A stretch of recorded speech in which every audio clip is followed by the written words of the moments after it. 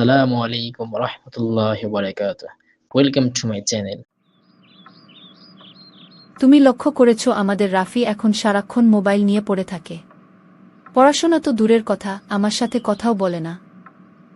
আমিও লক্ষ্য করেছি। গতকাল রাতেও দেখলাম ঘুমানোর সময় মোবাইল ধরেছিল। আমি ভয় পাচ্ছি। ছোট ছোট বাচ্চারা মোবাইলের অতিরিক্ত ব্যবহার করলে কত বড় ক্ষতি হতে পারে জানো? অবশ্যই। গবেষণায় তো বলেছে এতে চোখের ক্ষতি হয়, মানসিক বিকাশও বাধাগ্রস্ত হয়। কিন্তু ওকে কিভাবে বোঝাই? রাফি একমনে গেম খেলছে। বাবা ঘরে ঢোকে। রাফি, বাবা তুমি কি করছো? গেম খেলছি বাবা, একটু পরে তোমার সাথে কথা বলবো। তুমি জানো বাবা, আজ আমি তোমার বয়সে কি করতাম? কি করতেন? বন্ধুদের সাথে খেলতাম, বই পড়তাম, গল্প শুনতাম।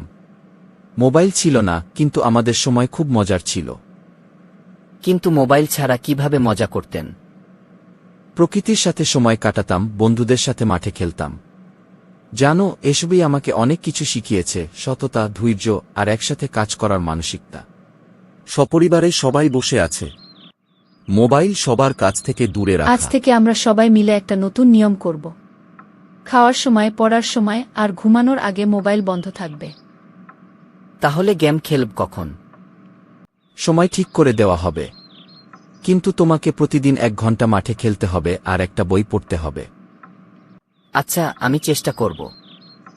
এটাই তো আমার ছেলেকে চাই। রাফি মাঠে বন্ধুদের সাথে খেলছে। বাবা মা দূর থেকে দেখে হাসছে। দেখলে, একটু ভালোভাবে বোঝালে ও নিজেই বুঝে নেয়। সত্যি বলছো, বাচ্চাদের হাতে শুধু মোবাইল তুলে দিলেই দায়িত্ব শেষ হয় না, তাদের সময় দিতেও হয়।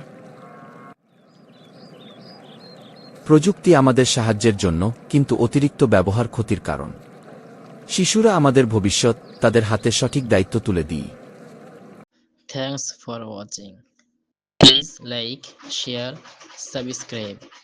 Allah Hafiz. Assalamu alaikum warahmatullahi wabarakatuh.